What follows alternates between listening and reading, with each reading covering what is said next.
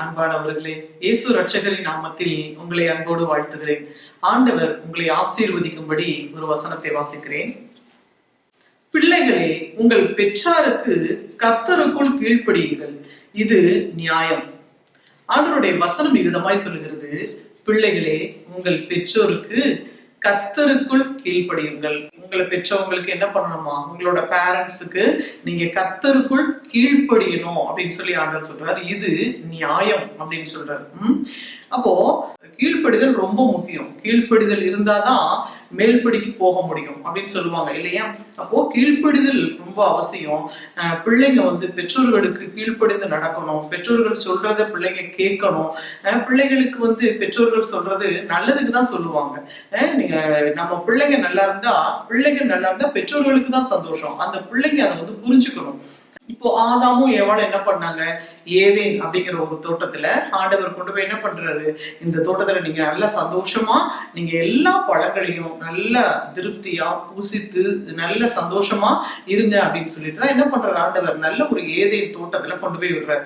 அப்போ அவங்க என்ன பண்றாங்க? ஆண்டவர் என்ன சொன்னாரு? நல்லா பண்படுத்துங்க, பாதுகாத்துக்குங்க, நல்லா வச்சுக்கோங்க அப்படின்னு சொல்லிட்டு போறாரு.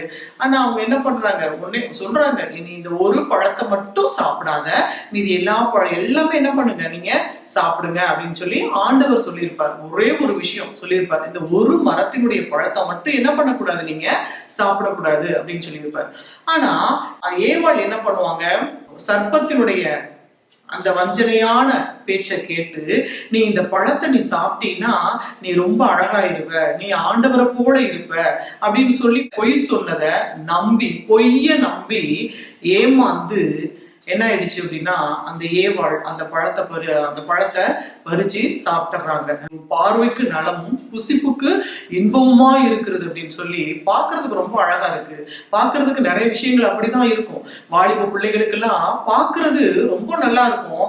ஆனா அது கடவுளுக்கு அதுக்கு பிரியமா, அது ஆண்டவருக்கு பிரியமா, அது பெற்றோர்களுக்கு விருப்பமா அப்படின்னு சொல்றத வாலிப பிள்ளைங்க அதை கவனிக்கணும். அப்போ அந்த அம்மாவுக்கு பாருங்க, அது பாக்குறதுக்கு எப்படி இருக்குன்னா ரொம்ப நல்லா இருக்கு, சாப்பிட்றதுக்கு ரொம்ப ருசியா இருக்கு அப்படின்னு சொல்லிட்டு அதை பறிச்சு சாப்பிட்டதுக்கு அப்புறம் அது ஒண்ணு ஆண்டவரோட வார்த்தைக்கு அங்க என்ன பண்ணல? கீழ்ப்படியல. அங்க கீழ்ப்படியல. ஆண்டவர் இதை செய்யக்கூடாதுன்னு சொன்னதை செஞ்சதுனால அது பாவம் வந்தது.